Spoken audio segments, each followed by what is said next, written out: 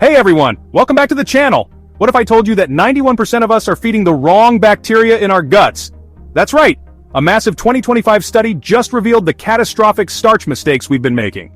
But don't worry, because today, I'm going to share 3 breakthrough starch hacks from the world's top labs that can turbocharge your fat loss. Let's dive in. First up, Protocol 1. Cooling chemistry. Did you know that cooling your potatoes for 12 hours can increase resistant starch by a whopping 580%? Yep, that's a game changer. Check this out. MIT discovered this secret and it's transforming how we see carbs.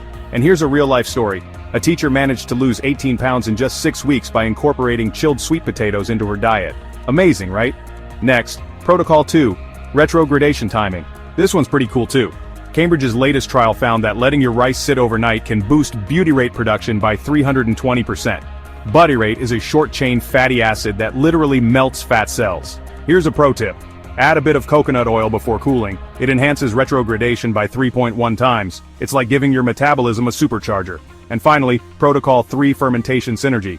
Stanford University's 72-hour sourdough fermentation creates novel RS3 fibers that ignite fat-burning genes. Imagine your microbiome acting like a rocket, burning through stored fat. Dr. Rachel Lynn from Stanford says, resistant starch isn't just food, it's microbial rocket fuel. That's some powerful science right there. Alright, now for the best part. Smash that subscribe button. Starch code, resistant starch Bible, preparation flowcharts, metabolic recipes, microbiome ignition maps. Turn your pantry staples into fat-incinerating superfuels.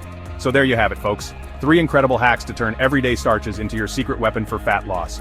Starch reset, if you've ever felt bloated after eating healthy carbs. And don't forget to like, share, and subscribe for more amazing content. Thanks for watching, and I'll see you in the next video. Stay healthy and stay motivated.